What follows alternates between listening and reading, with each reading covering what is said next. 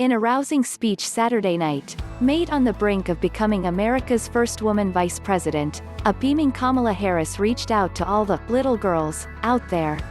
She knows they're watching her, she told them. And she knows they'll be up there in the same spotlight, she said, any day now. While I may be the first woman in this office, I will not be the last, said Harris, speaking to a cheering outdoor crowd in Wilmington, Del. Because every little girl watching tonight sees that this is a country of possibility, she said. Harris praised Joe Biden as a man with a big heart who loves with abandon. And she lauded the 74 million Americans who voted for the ticket. Thank you for turning out in record numbers to make your voices heard, she said. And I know times have been challenging, she said. Especially the last several months. The giref, sorrow and pain. The worries and the struggles. But we have also witnessed your courage, your resilience, and the generosity of your spirit. For 4 years, you marched and organized for equality and justice. For our lives, and for our planet. And then, you voted, she said, pointing at the camera, and pausing to let a long cheer roll past. And you delivered a clear message, she said.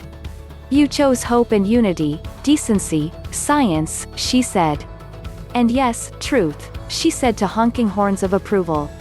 You chose Joe Biden as the next president of the United States of America, she said, as a crowd erupted in cheers and horn-honks. And Joe as a healer. A uniter. A tested and steady hand. A person whose own experience of loss gives him a sense of purpose that will help us as a nation reclaim our own sense of purpose. And a man with a big heart who loves with abandon. It's his love for Jill, who will be an incredible first lady, she said. It's his love for Hunter, and Ashley, she said, naming Biden's children, and his grandchildren and the entire Biden family. And while I first knew Joe as vice president, I really got to know him as the father who loved Beau, she said. My dear friend, who we remember here today. To her husband, Doug, their children Cole, and the rest of her family, Harris said, I love you more than I can ever express, she said. Harris also called out to the generations of women, Black women, Asian, white, Latina, Native American women, who throughout our nation's history have paved the way for this moment tonight. Harris wore a pantsuit in all white, the color favored by the suffragette movement, and spent much time praising all the women who through history fought to obtain and preserve the right to vote. She hailed all the women who have worked to secure and protect the right to vote for over a century,